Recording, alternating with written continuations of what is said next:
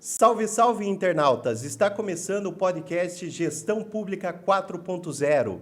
Eu sou Elton Kramer e vou trazer para vocês as principais questões envolvendo a administração pública.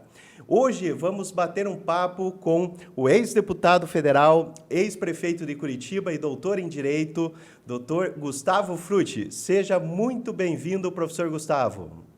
Olá, Elton. Muito obrigado pelo convite e pela gentileza. É um privilégio falar com você e com tantos que te acompanham e reencontrá-lo. Agora você em Umuarama, numa carreira bonita, lembrando que já estivemos juntos aí em outras ocasiões. Muito obrigado, professor Gustavo. E hoje vamos bater um papo sobre as tendências políticas envolvendo os municípios. Um tema muito interessante que envolve todas as carreiras dos servidores públicos municipais, envolve os procuradores, envolve prefeitos, servidores, enfim, tudo que gira em torno dos municípios, a gente vai conversar hoje com o professor Gustavo.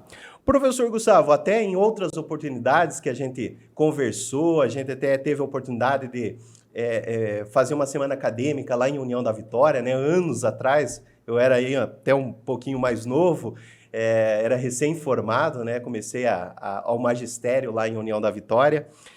O professor até falou, teve uma frase que o município é o coração do Brasil, né?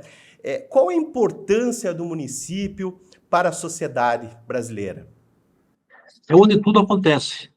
Quando a gente fala na organização do Estado, nos três entes federados, né? União, Estado e município, por mais identificação que alguém possa ter com os governantes, seja o presidente, um governador, governadora, prefeito ou prefeita, mas é no município que a realidade bate forte.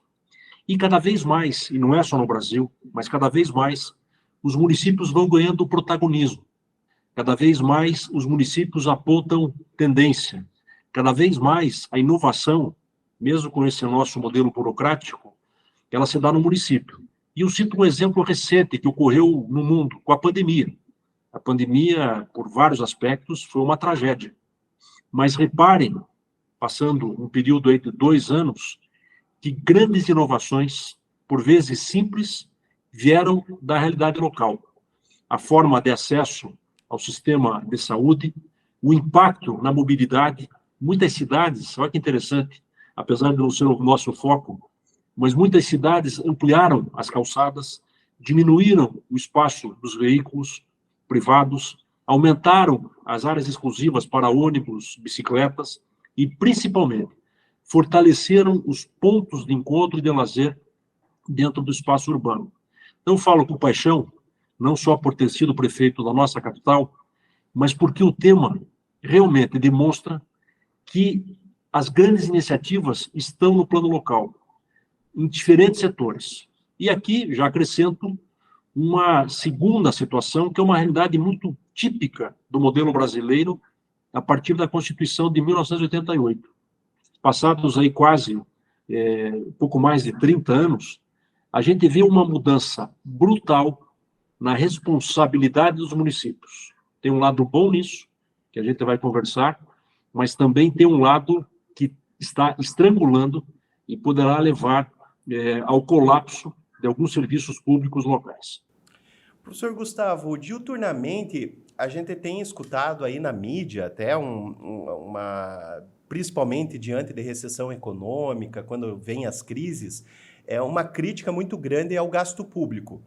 E a primeira coisa que vem à cabeça é o gasto com o pessoal, né? Principalmente uma demonização do servidor público, a questão da máquina administrativa que tem que ser enxugada. E é um discurso, muitas vezes, que vem no bom ouvido assim, de certos cidadãos, né? Você enxugar o gasto público. Até, muitas vezes, é um lema político, né?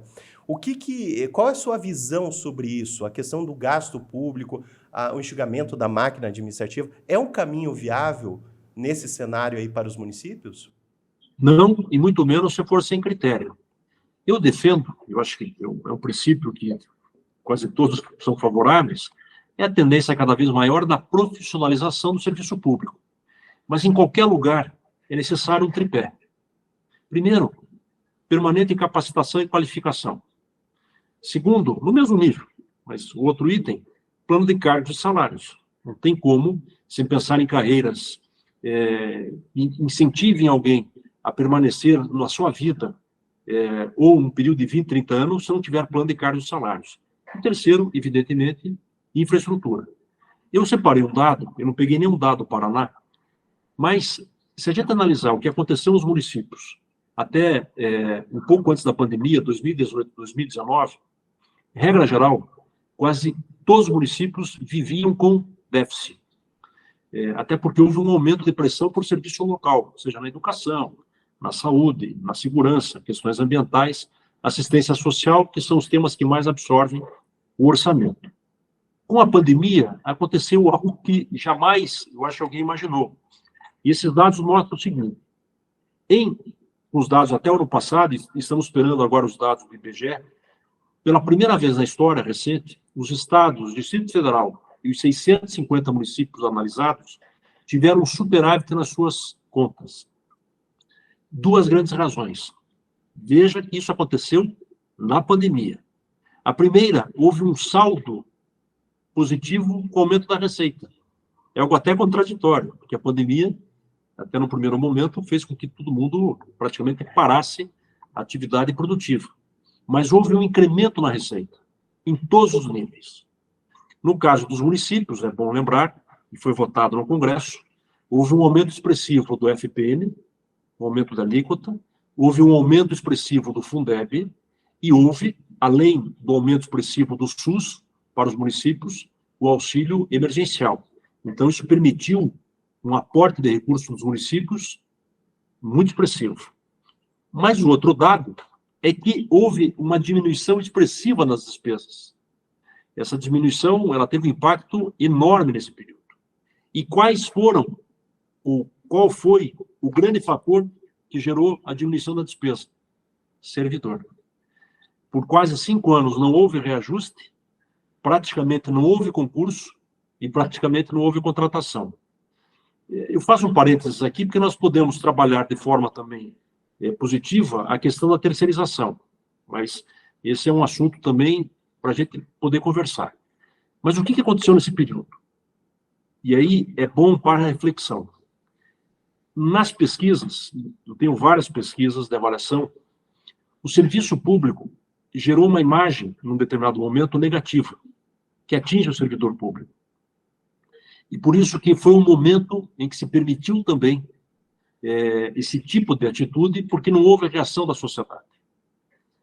Passada a pandemia, houve uma melhora na avaliação do serviço público, em especial na saúde. Parece que precisou uma tragédia para muita gente reconhecer o SUS como um instrumento importante de política pública no Brasil. Mas, na pandemia, houve uma diminuição enorme de custos, por exemplo, com transporte escolar, fechamento de unidades públicas, inclusive escolas, ou parte de vagas, ou unidades de saúde, e um congelamento salarial. Então, é uma contradição afirmar isso, mas, de alguma maneira, é porque não houve uma reação na sociedade. Então, coloco isso como reflexão, porque é importante defender o serviço público de qualidade, profissionalismo, eficiente, com transparência, mas é importante a gente perceber como a sociedade avalia a prestação do serviço e o custo com o serviço público. Então, eu estou entre aqueles que defendem a estabilidade, acho que isso foi um ganho, mesmo que haja necessidade, e aí você da área da Procuradoria deve acompanhar ou ter notícia de avaliações ou de denúncias contra servidores, há que você ter um mecanismo de avaliação. Isso, com os sindicatos, tem que ser muito claro, tem que ser feito, sob pena de nós cairmos no extremo. Qual que é o extremo? É acabar com a estabilidade, fomentando essa ideia de que servidor público não deve ter estabilidade e caminhar para um modelo que pode dar certo, mas que seguramente vai ter muita dificuldade. E eu acho que nós temos um exemplo aqui muito forte no Paraná, que foi a demora para a contratação de profissionais da educação, que gera aqueles contratos temporários, o que tem muita gente qualificada, não há dúvida, mas gera uma permanente insegurança. Um outro exemplo que eu dou é a não contratação no número necessário de efetivos para as polícias militar e civil, o que aumenta a pressão para os municípios criarem ou fortalecerem suas guardas municipais, que, na verdade, acabam, muitas vezes, cumprindo um papel que é de competência das polícias militar e civil. Então, nós temos que decidir que modelo nós queremos para o Brasil. Muitas vezes a gente pensa no curto prazo, porque eu sou a favor desse governo, sou contra esse governo, sou a favor desse presidente, sou contra esse presidente, e não se consegue pensar num projeto de médio e longo prazo, com base naquele tripé que eu falei. Tem custo, vai custar, mas se nós queremos qualidade, desde a iluminação pública, do asfalto, da escola, até grandes políticas econômicas, nós precisamos de qualificação, plano de cargos e salários e infraestrutura. E, professor, a gente tem que pensar também a questão da estabilidade. Ele não é uma questão só do direito do servidor, é um direito da sociedade, porque você vai ser atendido a alguém que está ali sem uma pretensão política, né? Claro que tem desvios de finalidade, tem muitas vezes desvio de intenções também, que a gente pode dizer assim, mas isso é exceção, isso tem que ser tratado com o processo administrativo disciplinar, punir esse servidor que age de tal forma, como normalmente o Estado já está praticando isso, já está punindo. Mas o servidor ali, ele tem que ser algo impessoal, né? E como que você garante isso? Estabilidade, né? Então, muitas vezes, até o pessoal, mas você tem esse direito. Na verdade, eu digo assim, é um direito da sociedade, porque eu vou pegar um processo, eu vou atuar sem pressão política, né? O que me garante isso seria estabilidade. E muitas vezes tem aquelas argumentos que eu vejo, assim, eu chamo de argumentos liberais ou neoliberais, né? Eles são, assim, de uma certa forma, assim, seduzem, né? Economizar, tornar a máquina pública mais enxuta, tal. Só que ele se torna contraditório muitas vezes porque você coloca a pessoa que defende esses argumentos, vai usar o SUS, vai utilizar, por exemplo, a máquina administrativa, vai depender da polícia militar, vai depender da própria estrutura municipal para algum instrumento, para algum serviço público. Então, na verdade, o próprio argumento, assim, ele se torna um pouquinho contraditório quando você, de uma forma, defende pagar menos impostos, mas, do outro lado, você quer políticas públicas, né? O que, na verdade, a gente tem que ter o equilíbrio, né? Há a possibilidade de a gente buscar as duas formas e mesclar, como a Constituição sempre fez, né? Então, correto, correto, e é tão importante esse tipo de avaliação, e eu quero deixar uma mensagem otimista. Pensando que nós tivemos essa grande mudança no modelo com a Constituição de 88, é claro que nós não vivemos duas gerações desse novo modelo de Estado que vem sendo implantado no Brasil. E reparem que é a primeira vez na história do Brasil que nós tivemos continuidades de governo sem ruptura. É algo até pode parecer óbvio, mas isso é uma conquista também da democracia brasileira e do Estado brasileiro. Tivemos impeachment, momentos de crise, mas temos uma continuidade eleitoral desde 1989. O Brasil nunca tinha vivido nisso. E esse período houve retrocessos em algumas áreas, mas houve avanços também, que precisam ser revistos e calibrados. No serviço público, hoje, nós temos carreiras típicas de Estado, que, como você disse, foram feitas mais do que um direito daquele servidor, é um direito à cidadania. É a gente saber que tem um Estado que é impessoal, que na hora que estiver julgando você, a mim, quem está nos assistindo, ele não está se submetendo a algum tipo de pressão ilegítima. Tem que ser alguém que tenha autonomia para esse tipo de postura. É por isso que se pensou num judiciário com independência, no Ministério Público com independência, e dentro do Poder Executivo, por exemplo, no caso das carreiras de procuradores do Estado, uma estrutura com estabilidade. com plano de carreira, para que esse procurador, até muitas vezes, possa se posicionar contra o Estado ou se posicionar na defesa do Estado, mas de pessoas que têm poder político, poder econômico, que podem ter reação. Então, isso é uma conquista do Estado. E isso não é algo exclusivo do Brasil. É assim no mundo, principalmente nos países ocidentais, seja o modelo europeu e até o modelo americano, que tem carreiras que são carreiras de Estado. Bom, depois nós temos outras carreiras que recebem a maior parte dos servidores, e isso é importante também que se converse com a sociedade, que são servidores que ganham, em média, 2 a 3 salários mínimos. A gente pode falar, puxa, mas tem estabilidade, tem um emprego garantia. Mas para quem faz esta opção de vida, para ganhar 2, 3 salários mínimos, é porque o Estado tem que trabalhar na capacitação, mas sempre que possível na melhora salarial. O exemplo que eu sempre uso, que às vezes não tem apelo, é a educação. É claro que a gente pode contratar professor mais barato num semestre, num mês, num ano? Pode. Mas isso, além de ser um desrespeito a esse profissional, um desestímulo à carreira, não vai qualificando e capacitando o profissional que vai melhorando, acompanhando turmas no médio e longo prazo. São projetos de médio e longo prazo. Isso também é muito forte na área de saúde. Então, eu reitero o que nós falamos no início, que modelo de Estado nós queremos, que modelo de serviço nós queremos, e temos agora uma oportunidade, que não é das mais fáceis, mas que todos defendem, que é a chamada reforma tributária. É pensar como melhor distribuir esta receita, que, como eu disse, aumentou na pandemia, seja para os estados e seja para os municípios, mas sem sacrificar a prestação do serviço público e, principalmente, a qualidade do serviço público. Professor Gustavo, já aproveitando esse assunto aí, reforma tributária, os nossos ouvintes aí, com certeza, e eu também estou muito curioso, é saber qual a sua visão sobre essa reforma tributária. Será que vai sair realmente?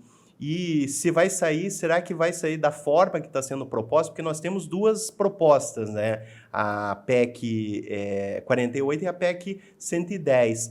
É possível que realmente saia com a unificação dos tributos estaduais e municipais, que é o ICMS e o ISS, retirando essa autonomia dos municípios? Você tocou se você não tivesse falado isso no final, a gente já entraria de outra forma no tema. Esse é um dos entraves da reforma. O meu primeiro mandato foi em 1998. Eu cheguei no Congresso em 99. Estamos em 2023. Em todos esses anos, eu ouvi falar em várias reformas, mas em todos os anos, sempre a reforma tributária. Então, todos defendem a reforma tributária. O problema está na forma e no detalhe, porque é impactante. Por que é impactante? A União não quer perder receita, o Estado não quer perder receita, e os municípios não querem perder receita. E toda vez que você fala num projeto como, por exemplo, a unificação, isto gera uma dúvida sobre a questão da competência local. Lembrando que, a partir da Constituição de 88, e eu destaquei isso, os municípios gradativamente vêm ganhando protagonismo. E as ações locais são muito efetivas. Regra geral, hoje, os municípios têm 3 grandes fontes de renda, sendo 2 exclusivamente locais. O IPTU, o Imposto sobre a Propriedade, e o ISS, que em alguns municípios é a primeira fonte de receita. Então, aonde que a reforma pode avançar? Se ela for muito abrangente, não vai empacar, porque ela vai sofrer muito mais a reação de quem perde ou tem receio, ou não tem certeza do que vem, do que o apoio de quem defende a reforma. Um exemplo muito simples. Zona de Açuframa, em Manaus. Um segundo exemplo, a não cobrança do ICMS sobre energia hidrelétrica e petróleo, que atinge brutalmente o Paraná. O terceiro exemplo é onde você tocou, a questão da unificação. Esta ideia, aparentemente, é a ideia mais simples, ou seja, unificar alguns tributos e garantir a redistribuição com um prazo de implantação. Mas não se chega no consenso sobre quem irá coordenar esta distribuição, se vai ser o Conselho dos Secretários de Fazenda, se vai ser o Ministério da Fazenda ou um novo organismo, e qual vai ser o prazo dessa transição. muitas vezes você fala em 10 anos. E se a gente projetar uma reforma com prazo muito longo, o que pode acontecer no caminho que ela esvazie. Então, o que eu estou vendo nesse período é que, se a reforma for muito abrangente, ela não passa. Mas ela poderá passar se acertar esta engenharia da unificação e redistribuição dos recursos. Ou seja, o município arrecada, já separa a sua parte, o Estado arrecada, já separa a sua parte, porque se esse dinheiro for para uma fonte só e depois for ser redistribuído, novamente vai gerar um impasse. Até porque nós temos realidades diversas nos municípios brasileiros. Um dado recente mostra que pouco mais de 120 municípios têm receita própria para pagar a folha de salários, e a grande maioria depende hoje, fundamentalmente, do FPM, que é o Fundo de Participação, que houve um aumento nesse período do Congresso. O fato é, não existe mudança, sem dúvida. Tem que avançar. Esse modelo tributário, ele é injusto, é complicado de compreensão, e em muitos lugares já se avançou com a unificação. Se não de todos os tributos, União, estados e municípios, que se comece com um projeto piloto e gradativamente se amplie esta cesta de tributos que vão ficar dentro desse pacote da unificação. Não, e eu compartilho totalmente do seu pensamento, professor, até porque esse projeto ambicioso ele vai mexer com tributos extremamente complexos. Só o ICMS já daria muito pano para manga. Eu trabalho aí com o ICMS já há algum tempo, mas mesmo assim eu não conheço todos os detalhes, todas as regras do ICMS aqui do Paraná. Então veja como que você vai juntar com o IPI, vai juntar mais o ISS e vai tratar todos os tributos todos os contribuintes da mesma forma, sendo que nós temos aí em cada município já uma peculiaridade diferente. E o triste é ver que tem tanta coisa que poderia ser alterado de uma forma mais simples. Até a gente estava conversando no episódio anterior a respeito ali só do CTN. Só do CTN nós teríamos várias normas que poderiam ser atualizadas. Hoje a gente está no ambiente virtual, no ambiente aí que tem startups. Como que o CTN da década de 80 vai ser aplicado, né? O Código de Processo Tributário também deveria passar por uma reforma aí drástica. Então, a gente olha muitas vezes para aquilo que está muito longe, né, um ideal, e que o Brasil hoje é uma complexidade muito diferente de outros países, né? Eles usam o exemplo de Grã-Bretanha, Canadá, México. Tudo bem, mas é uma realidade diferente. Talvez lá deu certo, mas aqui a gente tem uma complexidade diferenciada, né? Então, muitas vezes, eu acho que falta uma tecnicidade, muitas vezes, para algumas propostas, né? Até a Brasf, nós vamos até entrevistar aqui na sequência o Alberto Macedo, que ele é o representante da Brasf, que é a Associação da Secretaria de Finanças das Capitais. E eles têm uma contraproposta, que é nacionalizar o ISS, mas não a ponto de retirar a autonomia, mas se criar um sistema semelhante, paralelo ao Simples Nacional, que parece para os municípios uma forma melhor, sem perda de arrecadação a longo prazo. Né? A proposta atual já ficou demonstrado que o município vai perder e perder muito. E o problema é que se esquece que o cidadão, quando vai bater a porta do poder público, o primeiro que bate a porta é o município, né? Pedir medicamentos, pedir política pública e tal. Então, infelizmente, a gente tem um mecanismo aí realmente meio complicado para sair a reforma tributária, né? É fato, e interessante acompanhar mesmo esse fórum dos secretários das capitais, até porque ali está no mundo real. Mas eu cito só 2 exemplos para mostrar como o tema não é simples, né? Primeiro, a discussão do atual governo com relação às isenções fiscais. Nós estamos falando em mais de 600 bilhões de reais ano. É muito recurso. Mas tirar a isenção não é simples. E segundo, sempre haverá uma guerra comercial. Exemplo, a compra de artigos pela internet.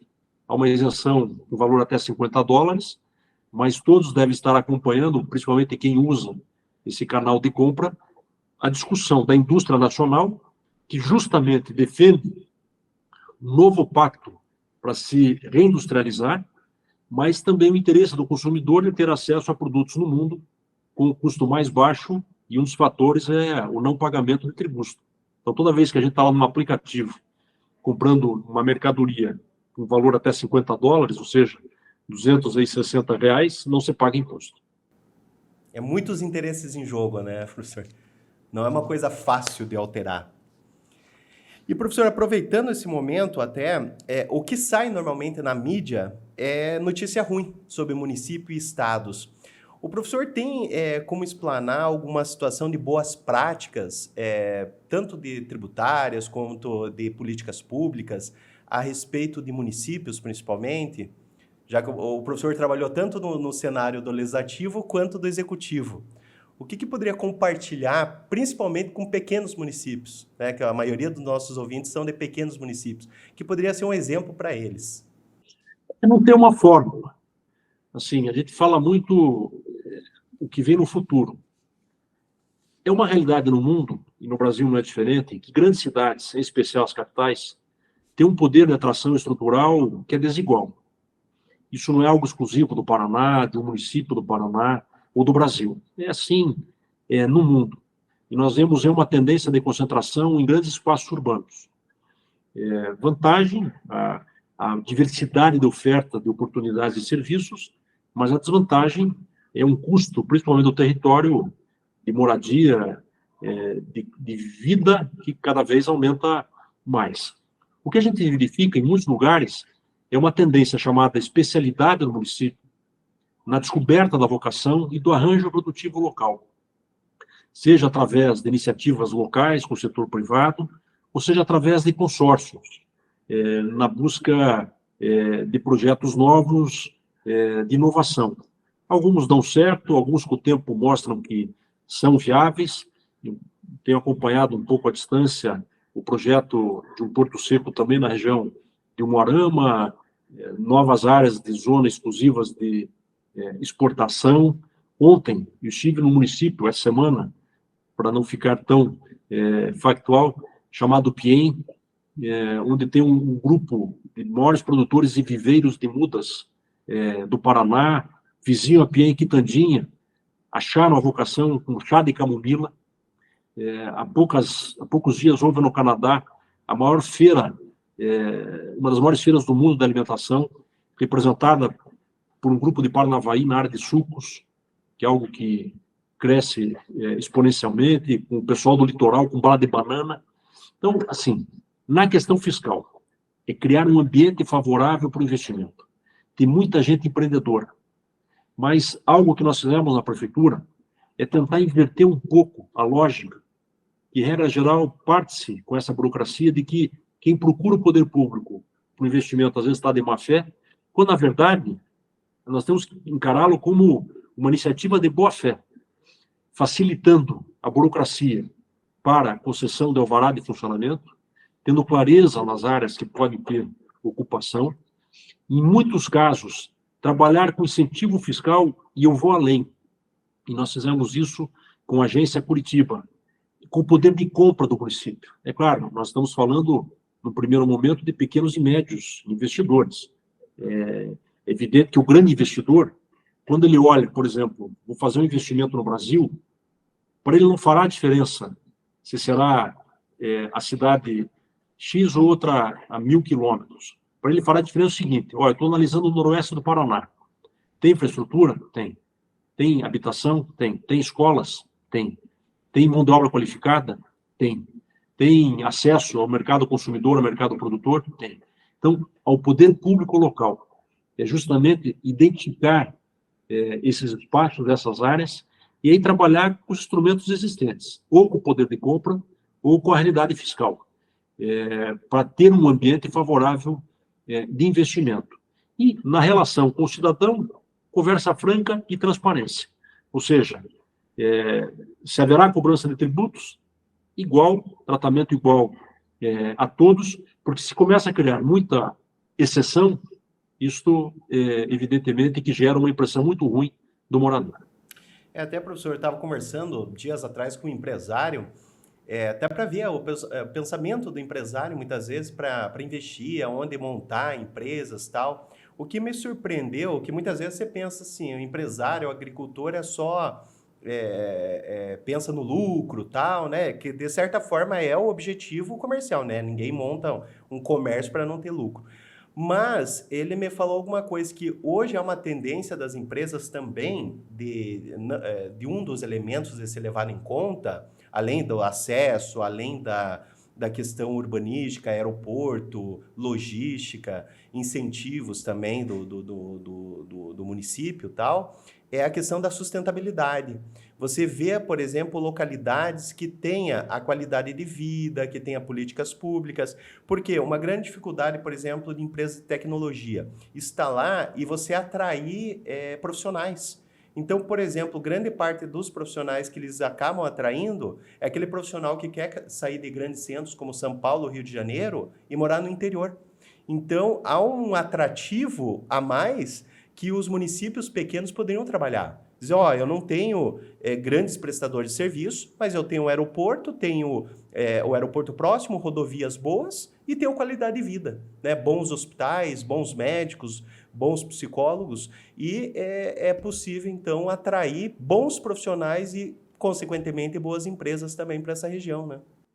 É o cenário ideal, mas assim, é um ambiente favorável.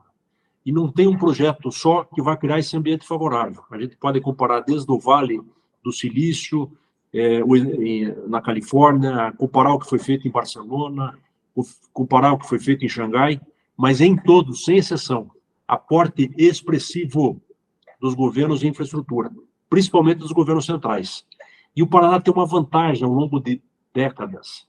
É um dos estados que, ainda apesar de regiões com desequilíbrios, mas ele tem uma média de qualidade de infraestrutura que poucos estados têm.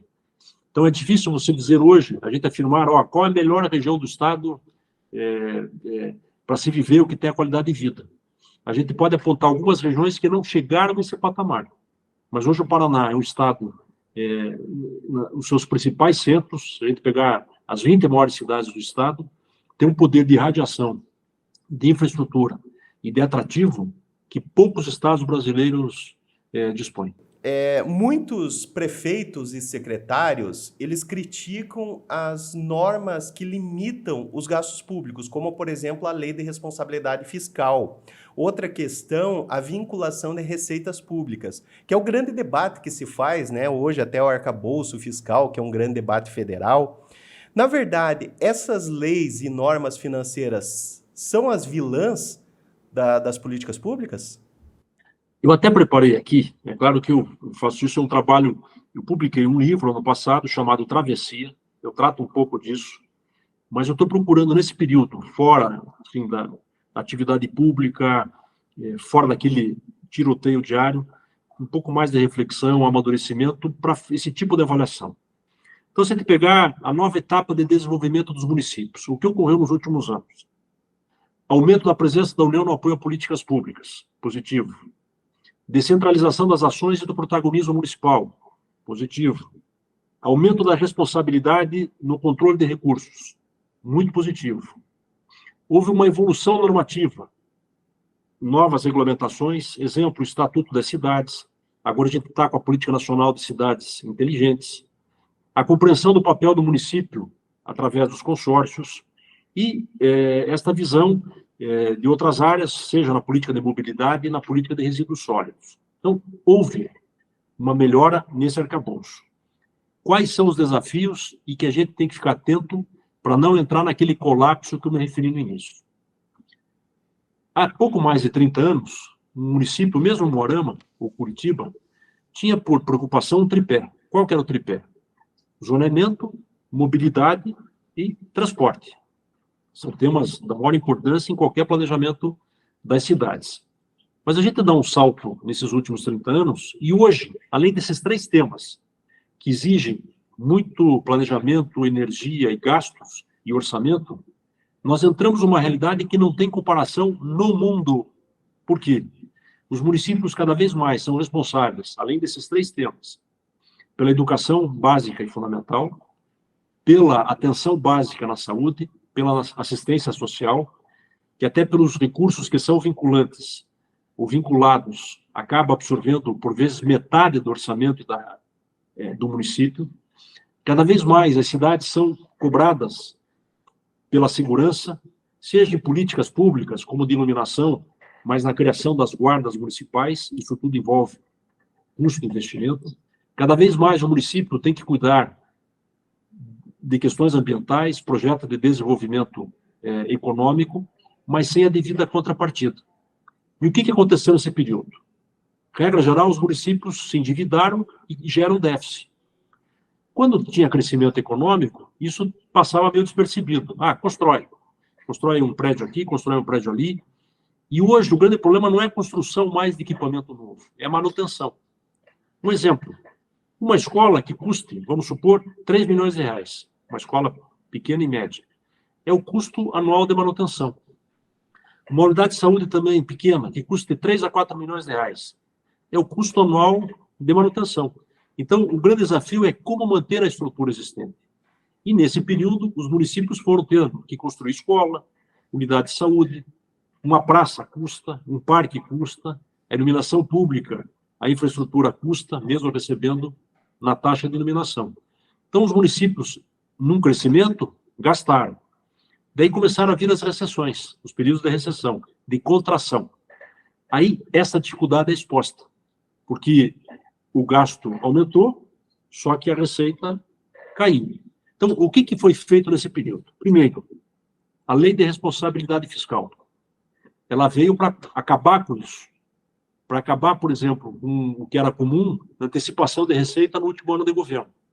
Então, muito bem, a lei de responsabilidade fiscal é para colocar a gestão em ordem.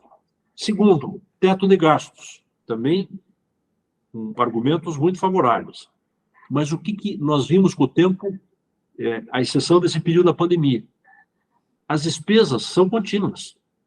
Mesmo que não haja ampliação da rede de serviço, novas contratações, ou até, vamos dizer, salários acima da inflação, há um aumento no custo que é inevitável, por diferentes razões. Então, nós chegamos a um ponto ontem hoje que vai exigir um novo ajuste. Nós vivemos um período de crescimento, depois, com queda da economia, a necessidade de equilibrar as contas públicas, vem a lei de responsabilidade fiscal, vem o teto de gastos, só que a demanda por serviço público não termina. Seja a demanda para atender alguém que precisa de um auxílio, até para a questão de sobrevivência, mas seja a demanda também para a infraestrutura, como você citou. A necessidade de ter um aeroporto melhor, um aeroporto maior, a necessidade de ter rodovias, a necessidade de ter rodovias que têm custo muito além do pedágio, e todos sabem o interminável debate sobre o pedágio aqui no Paraná, a necessidade de infraestrutura portuária, isso tudo tem custo. Então, nós chegamos num ponto que, quando você fala em mudar o teto de gastos, não é para defender uma política irresponsável de gasto público, mas é que é para mostrar o seguinte: a estrutura pública demanda serviço. E este gasto não é desvio de conduta, não é para pagar salário de marajá, altos salários. Isso tem que ser enfrentado também. Mas é porque a realidade exige isso. Então, hoje nós vivemos a seguinte situação. Há uma discussão de alteração do teto, esse projeto já está no Congresso, mas isso também no município, porque ele gerou um outro fator. E você, como procurador, mais do que ninguém vai entender isso. Está gerando um receio do gestor em assumir o gasto. Por quê? Ele tem receio de assinar pelo risco que ele corre com os órgãos de controle, seja o Ministério Público, seja o Tribunal de Contas do Estado da União, seja uma Câmara Municipal, uma sociedade cada vez mais atenta, o que é muito bom, e registro, e quero deixar muito claro, eu não estou me referindo a desvio. Crime é crime, isso é objetivo e tem que ser tratado como a lei determina. Eu estou me referindo a estes riscos que o gestor cada vez mais assume, porque ele não tem como saber se a receita daqui 1, 2, 3 anos vai conseguir pagar, com certeza, se houver uma crise, aquele contrato que ele assinou. Ou haverá uma mudança no contrato, haverá necessidade de uma alteração. Então, muitas vezes, o gestor acaba deixando de assumir o risco para evitar ser penalizado lá na frente. Mesmo com a mudança que houve com a lei de licitações e principalmente com a lei de improbidade. Eu votei contra, mas eu entendo, até porque, quando fui prefeito, agi tomando iniciativa com investimentos dentro daquela realidade. Mas eu entendo, e o tempo vem mostrando isso, que muitas vezes, talvez eu seja capaz de dizer que na maior parte das vezes, quando alguém é enquadrado na lei de improbidade, não foi por desvio de conduta, por má-fé ou por crime. É porque a realidade local exigiu uma decisão sob pena de paralisar um serviço.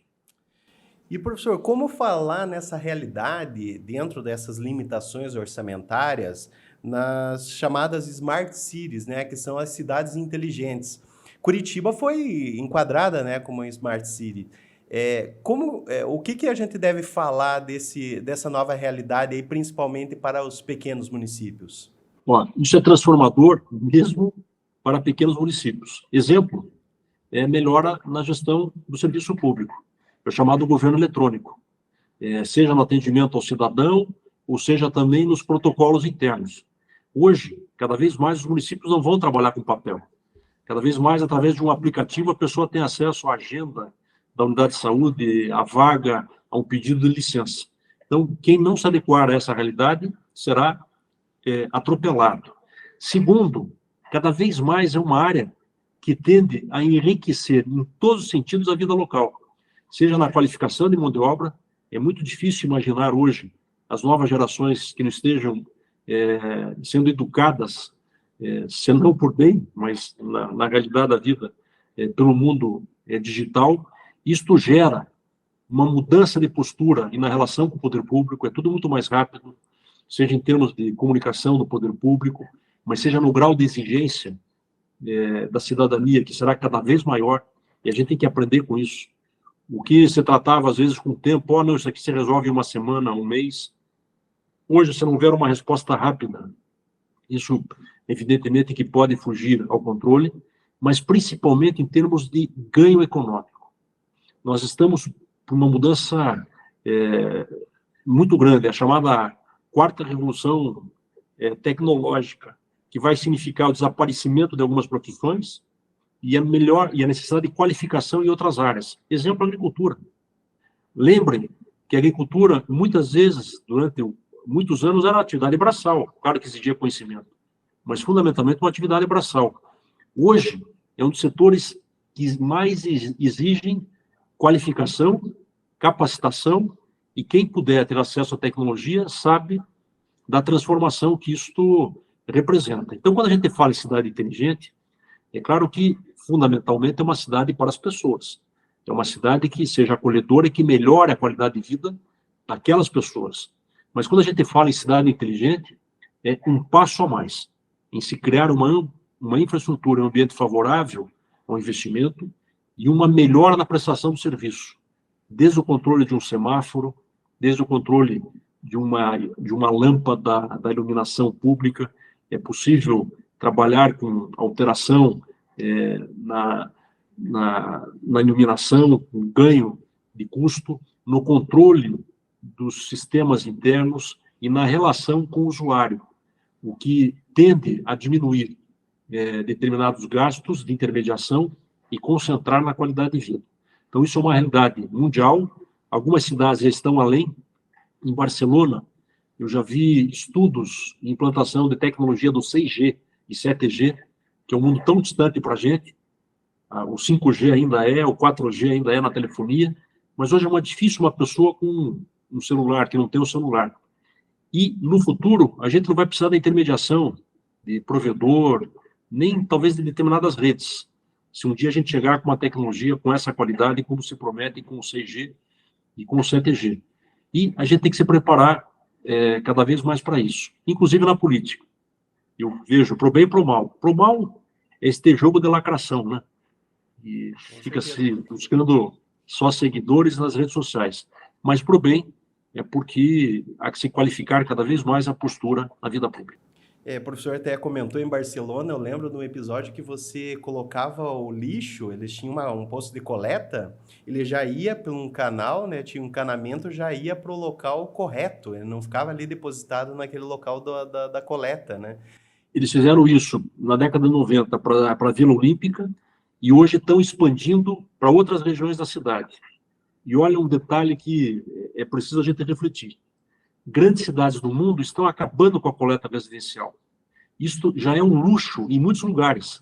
Às vezes, muitas as pessoas ficam felizes colocando o saco preto, até separando, e a maioria, muitos podem estar separando, mas colocando o saco preto em frente de casa para que o caminhão passe. Isso está acabando no mundo. Tem cidades que não fazem isso. Cidades japonesas não fazem coleta residencial. As pessoas têm que levar o lixo separado para os pontos de coleta em determinados dias da semana. É claro que tem um processo de conscientização, mas tem multas também. Cidades alemãs fazem coleta uma vez a cada 15 dias. Em Barcelona, a coleta é feita nos pontos de distribuição que são colocados pelo poder público. Então, tem lá um ponto que é azul para um determinado tipo de resíduo, verde, amarelo, vermelho, preto, e lá que vai a empresa e fazer a retirada. Então, a gente está muito atrasado nesse ponto, em termos de coleta, ainda em termos de destinação final, mesmo com a melhora das áreas que recebem esses resíduos, e extremamente atrasado na gestão desse negócio. Basicamente, hoje, como é que funciona? Limpeza, coleta e transporte para a destinação final. Isso está mudando rapidamente em várias cidades do mundo.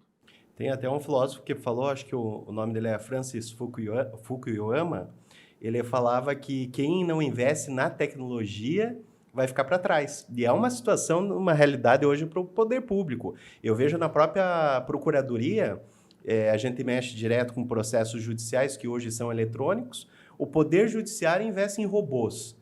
Nós também, aquele trabalho com papel já não existe mais. Hoje é computador, hoje é informação eletrônica. Então, se a gente não investir nessa tecnologia para o dia a dia com o cidadão, e isso falando em pequenos municípios, né? Por exemplo, aplicativos, startups, desenvolvimento tecnológico de informações, big datas, a gente vai ficando para trás. E tem uma hora que você vai bater água na bunda, né? Como diz, porque o Tribunal de Contas vem aí, você não implementou isso, você não fez isso, e o município, uma hora, vai ter que tirar, desembolsar esse dinheiro de uma forma muito mais agressiva. Então, é uma coisa que tem que ter um planejamento, né? A gente imagina assim, só Curitiba. Curitiba é capital. Mas do lado nós temos cidades menores também já investindo, né? Temos exemplos, Maringá, Londrina, Campo Mourão, até próprio Moarama aqui, nós temos esses exemplos. Então, diuturnamente a gente tem que estar planejando, talvez não de uma só vez, mas gradativamente pensar o que é possível fazer, o que o cidadão precisa. Um atendimento, por exemplo, posto de saúde, em vez de fazer o cidadão ficar lá na fila durante a madrugada para ser atendido, coloca um aplicativo, né? Agenda horários, classifica, tenta filtrar por ali se é uma situação grave ou não. Até Curitiba parece que agora lançou um programa de atendimento online, né? Consulta online. Então, é uma medida que pode ser estendido para pequenos municípios, né? Pode, tem milhares de exemplos. Nós falamos muito da telemedicina, que é um exemplo cada vez mais comum, mas um dado muito objetivo, o controle do transporte coletivo. A pessoa saber qual ônibus pegar para se deslocar para determinada área e que horas ou que momento aquele ônibus vai estar, qual ponto que ele poderá pegar aquele ônibus mais próximo de onde se encontra. Isso já é uma realidade no mundo. Então, muitas vezes é só abertura de dados para que isso possa ser feito. E, claro, é sempre bom destacar, pensar naquelas pessoas que não têm acesso à tecnologia, seja por questão geracional, seja por falta de condição financeira, e ter uma política, evidentemente, de inclusão. Mas não se pode mais pensar gestão pública sem avanço expressivo em tecnologia. A inteligência artificial é uma realidade, e cada vez mais a gente pensar em cidades inteligentes vai exigir qualidade de vida, mas com tecnologia. Professor, para nós encerrarmos, né, tudo que é bom dura pouco, né? Com certeza a gente tinha um papo aí para ficar o mês inteiro conversando sobre municípios, mas passa um recado, um conselho aí para prefeitos e secretários que estão nos ouvindo, principalmente a sua experiência aí como ex-prefeito de uma grande capital, o que o gestor tem que ter como qualidade hoje? O que ele precisa desenvolver para ser um bom gestor hoje nos municípios? Puxa, acho que não tem assim uma fórmula, né? Em cada momento, cada circunstância da história, parece que apresenta desafios diferentes. Mas é fundamental a liderança e a paixão. passar isso para as pessoas. É impossível resolver tudo. Eu aprendi muito a dizer não, sempre com educação, evidentemente. Não se resolve só com jeitinho, não se resolve só com boa vontade. Tudo tem necessidade de planejamento e tudo tem custo. Eu lembro, quem conhece Curitiba, conhece o bondinho da Rua 15. E naquele bondinho, embaixo, toda noite, colocavam todo tipo de coisas que vocês possam imaginar. Eu pedi um projeto para o IPUC para a gente fechar dentro daquele padrão bondinho. Bom, para fazer um projeto desse, com a burocracia que a gente tem hoje, além de levar quase 6 meses, ia custar mais de 20 mil reais. Peguei lá o dinheiro e paguei sem licitação, sem registro, fizemos o projeto como tinha que ser feito. Quem vier a Curitiba vai ver que está lá o bondinho com essa proteção. Eu estou dando um pequeno exemplo, porque se a gente paralisa, a sociedade não percebe isso. Há prazos na gestão pública que a sociedade não percebe. Por mais que a gente explique, olha, essa licitação vai levar 3 meses, depois mais 6 meses para o início da obra, para conseguir o financiamento, vai levar 1 ano, 1 ano e meio, parece que tudo é com jeitinho, não é. Agora, para o gestor, ele tem que ter um cuidado com essa qualidade, saber escolher, isso também não é fácil. Hoje, muita gente boa não quer participar da vida pública, não quer disputar uma eleição, não quer ocupar o cargo, porque os riscos que correm na gestão. Então, saber escolher equipe, mas ter um protagonismo interno com a equipe da prefeitura, mas principalmente com a sociedade. Conversa franca. E entender que, nesse momento, ainda a gente vive uma polarização. Eu acho que isso vai afetar a política brasileira por muitos anos. É como se o mundo fosse dividido, assim, no Brasil, entre comunistas e fascistas, quando, na verdade, a política é um espaço de diálogo e com tantas diferenças. Mas, fundamentalmente, paixão e liderança, acreditar no que está fazendo e defender algo para deixar como legado, como avanço e como transformação. Professor Gustavo, foi uma satisfação aí conversar contigo esse momento. Acho que os ouvintes também gostaram tanto quanto eu. Anotaram muitas dicas, aí pegaram muita experiência aí na sua atuação na vida pública. Agradeço muitíssimo a sua participação e fica o convite para próximas oportunidades aí comparecendo no nosso programa. Eu que agradeço, o privilégio de falar com você, a alegria de reencontrá-lo, ver uma carreira tão brilhante, desejar muito êxito a você, a sua família, e se Deus quiser, não só a gente ter outros encontros, mas quem sabe, eu vou para o Moarama e daí nós vamos comer um peixe lá no Rio Paraná. Combinado, professor. Obrigado. Agradeço também os nossos ouvintes que nos acompanharam até agora e não esqueço de se inscrever no nosso canal para acompanhar todos os episódios do podcast Gestão Pública 4.0. Ficamos por aqui, um grande abraço a todos e até a próxima.